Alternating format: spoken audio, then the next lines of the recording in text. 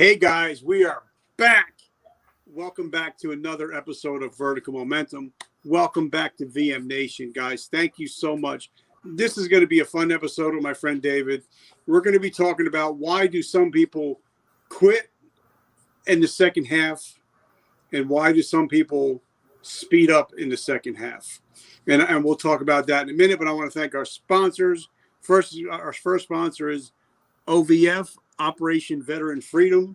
It's a group that actually helps veterans that are struggling when they get out of the military. They actually help you if you want to get into business. If you want to start a business, they actually help you start your own business. So definitely check out Operation Veteran Freedom. They're on Facebook. They're everywhere. And then my second sponsor is me.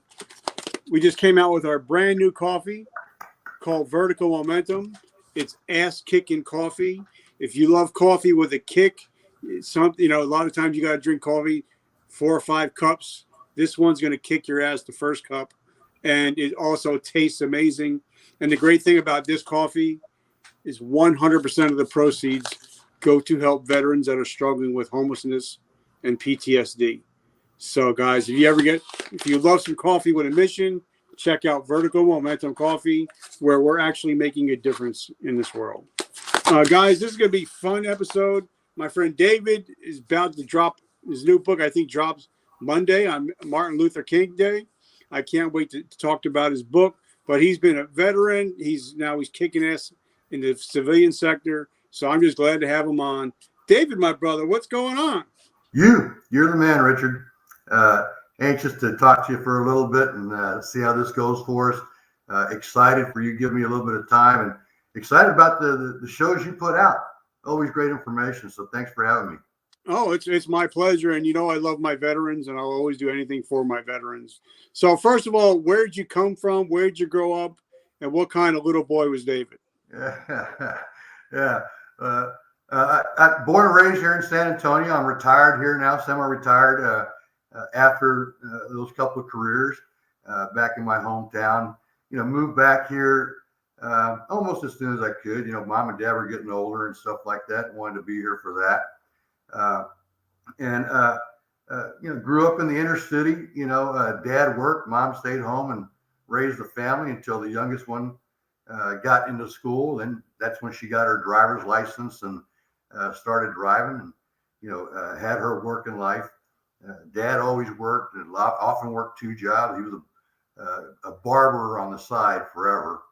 And I just kept growing that. So, we very modest, but we didn't know it. We had everything we wanted and thought we knew. That's how it happens to all of us, right? So, blessed that I had that. I'm the second oldest out of 5. I have 4 sisters. So I guess the story I'll tell there is those 4 slept in the big bedroom and I had my own room. So there's a little bit of the male Mexican culture in there, I guess, right? Where they gave it to me that way. Did you ever get into the bathroom with 4 sisters? Well, I'm sure, I'd have to let them tell you, I guess the biggest story I can tell you there is, I used to work in a grocery store, the local HEB, all through high school and college. And we'd have to work overnight stocking shelves and then get off and go to school the next day. And so I'd come home exhausted after school and half the time fall asleep in class and half the time fall asleep at home. And so the 2 younger ones always had tasks from mom to make sure I woke up on time. But I'm one of those that wakes up startled, and so I'd scare everybody. So the funny part is they would get a wet washcloth, stand at the door and throw it at my face to get me to wake up. So, they're always there for me. Now, did you play sports in high school? I didn't play in high school. I played band. I was a saxophone guy, and I wasn't the biggest guy either. So that probably worked out. In fact, if you fast forward from graduating high school in '77 to when I was at the Naval Postgrad School in '87, playing flag football, the Navy Marine guys against the Army and Air Force guys, having our mock, backyard Army Navy game. I broke my neck in that game. So good thing I didn't play high school sports earlier, right? I was susceptible. So you joined the military. What branch did you join? And It then was Army. The school we had in town here was a lot of universities here, but the one I went to was Trinity University, and they hosted the ROTC back then. And I had a couple of scholarships out of high school, but was running out of money. I was racquetball buddies with the ROTC instructors and a double E electronics engineering major, and they needed that kind of stuff. And so they talked me into going for a 3-year scholarship and carried me from there. so talk to me about your recruiting story, because I love to hear everybody's recruiting story. What was yours like? Like how I got, well, it's like I said, I mean, it was, we were in school, it was 78 to 81 was those college years. And freshman year, everybody had to punch a certain curricular activity. And so there was a lot of money in the ROTC department during the Reagan buildup years after the Carter years in the 70s. And so they always had fun money. So you do the 1-hour class a week, and they teach you one of the tactical skills, right? Orienteering or canoeing or rappelling, something like that during the 1-hour class. And then 1 week in a month, you go out for a big barbecue in the hill country or the lakes and practice those skills. So it was always a lot of fun. While I really didn't understand San Antonio was a military town back then, everybody else did. And, I fit in with the crowd. I always had fun. And, that joke that sometimes they think people are following you out of curiosity. They might have confused that for leadership, And so when they heard I was running out of money, was going to have to drop out for a while, they just kind of, worked me on the racquetball court. And, Dave, it's a 4-year commitment. You like it, you stay. You don't like it, you punch out. But the story. If you're going to drop out of school now to try to make the money, the likelihood of coming back and being successful goes down. And so we'd rather you did it that way. And I'm glad I did. It kind of changed my life. So now, what job did you take in the military? Well, I was commissioned as a signal officer. They owned communication electronics. And of course, I had an electronics engineering degree. It was really kind of unique because I never really did tactical time. My first duty station was at Aberdeen Proving Ground, and that was the testing center for all the new, weapon systems and stuff like that. So there were plenty of guys there that knew how to test powertrains and track pads and that kind of stuff. But now you had computers on board the weapon systems, and you had to do all the variable analysis for the computer solutions, the rifling of versus unrifling 105 to a 120 millimeter round, stuff like that. So heavy electronics, so that became my thing. I went from I tested the first production M1 tank off the production line, against the spec. So you had to know that system real well. Now, the funny thing about that is I was actually one of the first armor crewmen to ever be on the XM1. Yeah. Okay. So, yeah, I mean, we crossed paths there somewhere probably. Yep. Right. And, after that, they came out with the M1A1, and we were doing the developmental testing. Of course, that was even tougher because now you had new rounds, new 120 millimeter smoothbore gun, different ballistic solutions. So I think, that was an 81 to 82 kind of thing. And I think that until, the early 90s, when we went to Desert Storm, even though I was a comm guy, I probably fired more 120 millimeter rounds than any armor officer, so just an incredible experience. It went from the weapon system to then the turret electronics, and then the test systems for them, and then the training systems for them. So spent a lot of time at Hughes Aircraft in LA, and a lot of time with the training systems folks down in Orlando, and carried me 3 years of that testing time. And then the 4th year, we had a up and comer guy that ended up retiring 3-star that took that activity, made it into a separate 06 command, and he needed a company commander to kind of do that leadership. And so he pulls me in and says, hey, I think you're the guy. And so I got my command time before my career course, and just one break after another like that kind of took me real quick through all the opportunities that came to me in the Army. So how many total years did you do? 15 15 years, 1 month, 22 days, right? But who's counting? Yeah, but who's counting, right? So, I mean, all my civilian friends get a kick out of that, but that's the way we do it in the military, right? So what was the decision to get out at 15 years? Well, I mean, there were some skeletons in the closet, but the key thing was I had been promoted early to major, gone to command staff college, and they were giving me a little cool off time down in Orlando, but the rest of my life was going to be DC and New Jersey, where all the acquisition and modernization was taken from. They gave me that cooling off time in Orlando, so I was living in my daughter's school district. You know, I just felt that for our family, I'd always been in and out of DC, but never had to live there. And I just thought that wasn't the right thing. The Army had started cutting back through all the years and stuff. And so since I was early to major, I was being considered early for 05.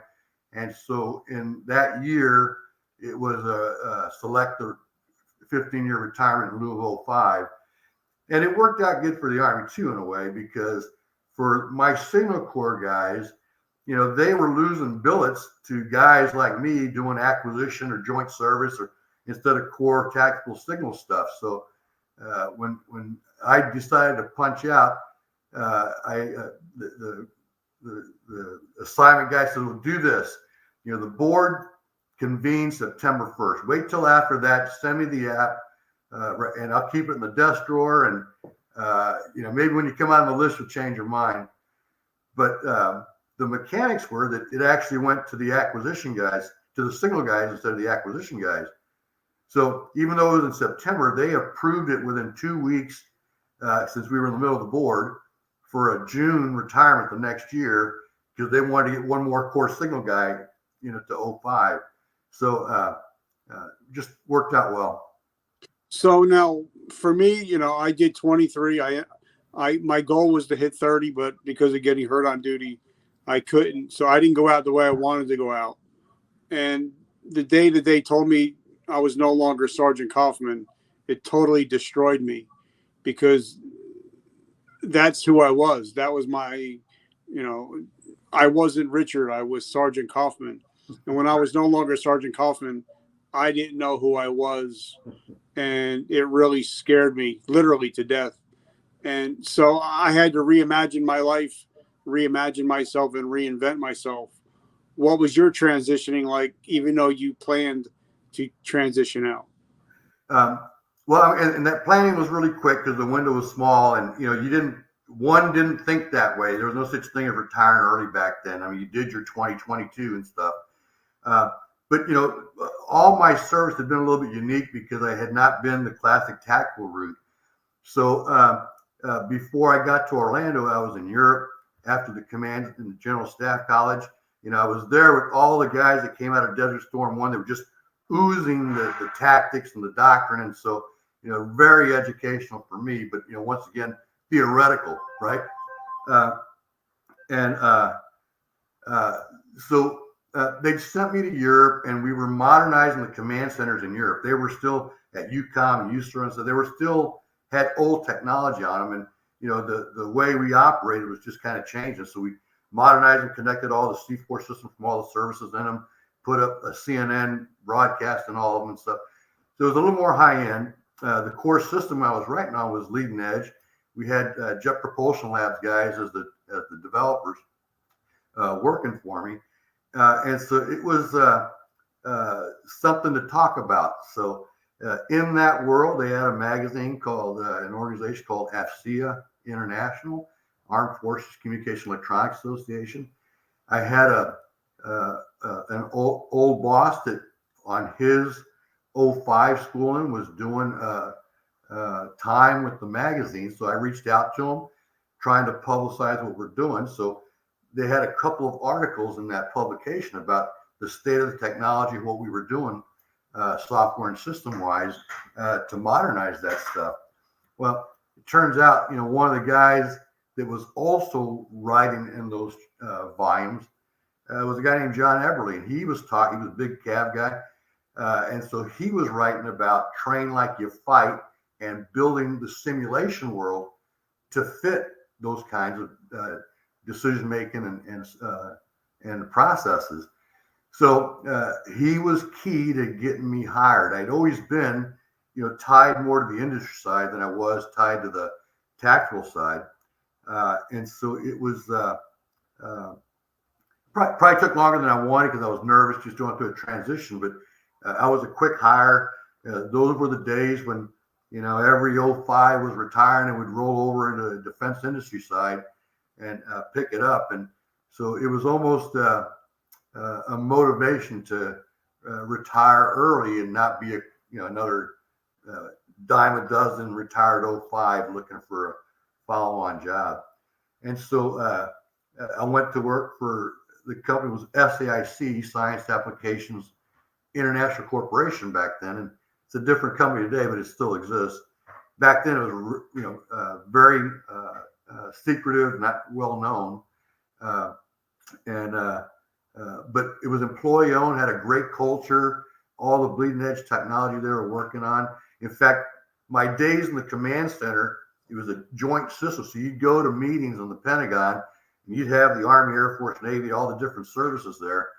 And every one of the military guys had a bunch of SAIC guys whispering in their ear behind their back, right? Giving them pros and cons and so my impression of SAIC from that era was, well, those guys are messing it up. They're fighting different ways instead of trying to get us to work together. But what I learned is, you support your customer, right? So they each were honorable in that respect. So worked at a great company. Started doing training simulation kind of work, more as a subject matter expert, knowing Army doctrine than I was a technologist. Now, in the later part of my career, I spent a lot of time in the M1 simulators. Yeah. And fire trainer? Huh?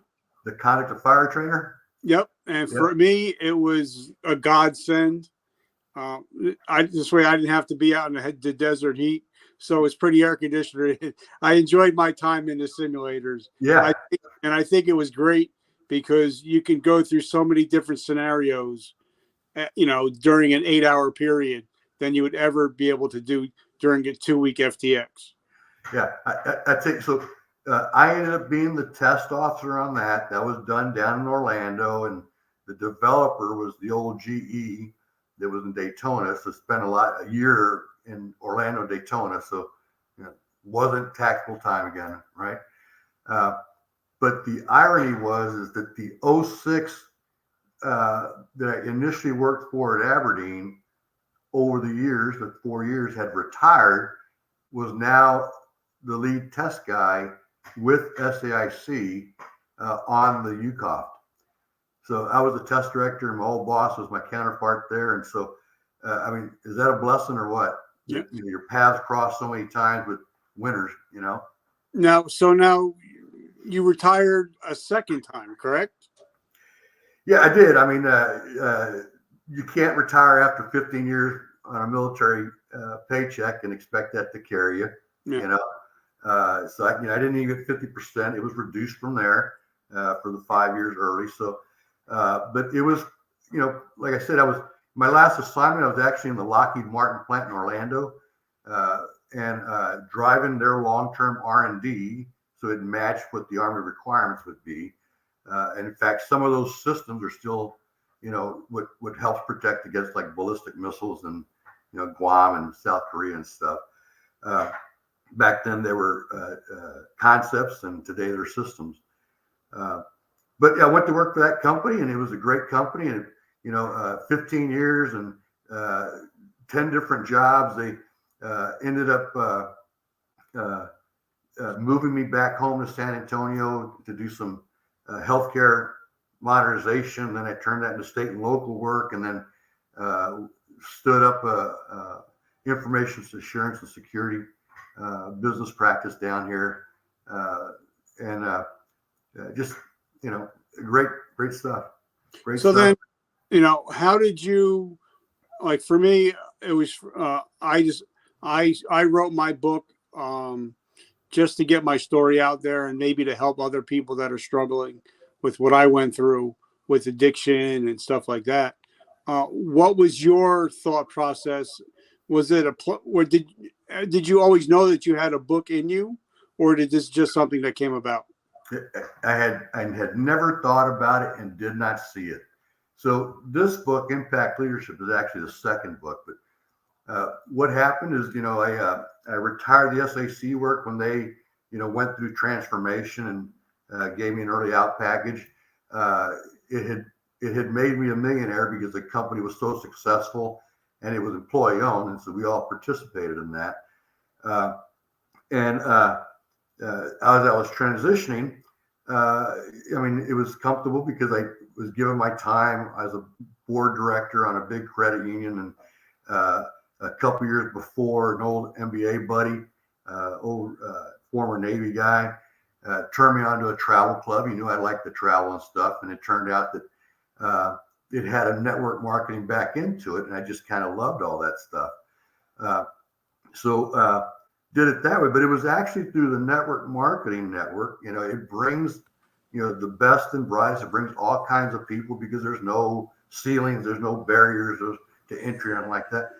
And so the gal I ended up working with was a girl named Kara Buchanan, and she had her long history, and through her, I met the guy that became the top income earner in the company. And he had a system and a publishing company that made that fairly easy to do. So in 2012, I participated in co-authoring a book through that system. And so that book is The Art and Science of Success. It was a volume 2. There ended up being like 8 volumes to it because it was very heavily subscribed. But it was an easy way to publish. And, I had one idea what that thing would do for me. But, it was really kind of set up to now you become the big bookseller and lecturer and on the stage. And that just wasn't what I was, looking for. So I didn't do too much with it. But what it allowed me to do is to do book signings and donate the money to organizations that are always looking for help. So it paid off for a while, and did it that way. Again, it was, the network that I run with, opportunities fall in my lap and I jumped at it. It wasn't so much that I had it in my head. And I spent a career as a defense contractor, and I could write. So I was always writing proposals to try to win new work and develop new systems and stuff. So it wasn't a leap to do that. And, when I look back, I thought, well, I kind of got a story,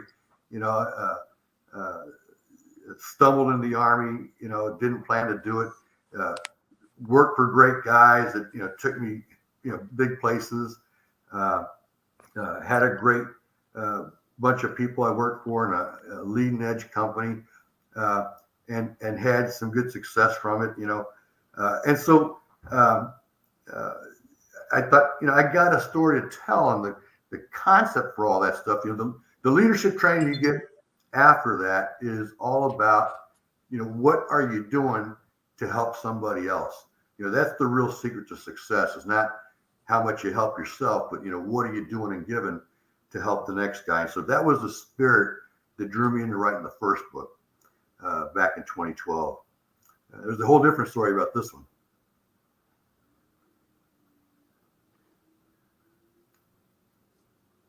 So what were for people that have read your past books, what were some of the reviews? What did people say about your previous book?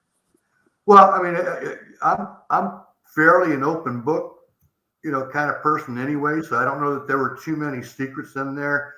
People learned, okay, I had a bad car wreck in college, and, could have punched the ticket right there, lucked out, and, I broke my neck, and that could have been a lot worse. So there were little things that people found out. But while there were, probably lessons that came out of that, the real gold mine, and the same thing with this one, is that there's 30 other people that tell a story in this book.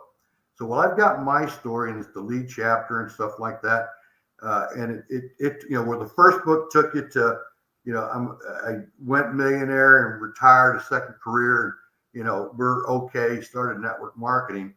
this one kind of picks it up from there and tells the problem with, the dead ending that you get into, right? 60 years old now. And, I was kind of comfortable where I'm at and, lacking motivation to do something else because I was in a comfort zone. And so this one picks up that story. So how do we find you? I know when we were talking earlier, you said you had a Linktree account. So how do we find you? How do we get in touch with you? How can we support your mission and pick up your brand new book that comes out on Martin Luther King Day? Okay, yeah. So, I have a Linktree account because it's easier to, aggregate everything there. So you can go there and get to Amazon, get to all my social media, see everything else. That Linktree account is liktr.ee. So like Linktree, and then / David S. Velasquez. And it's in all my profiles in all the social media sites. It's also got my email address there. And so that's probably the easiest to do. Again, it's linktr.ee. So Linktree / David S. Velasquez. All right, guys. So definitely pick up his book. I know I want an autographed copy. I can't wait to get it. You got it. So I just want to say thank you, David, for coming on. I appreciate you. Guys, make sure you check out his books. Make sure if you're looking for a mentor or a coach, I'm sure that he'd be more than willing to reach out and talk to you and hang out with you. So I just want to say thank you guys for everything. Thank you, Vertical Momentum. You guys are truly amazing. Have an amazing week. And remember, vertical momentum, the only way to go is but up. Love you guys. Catch you on the flip.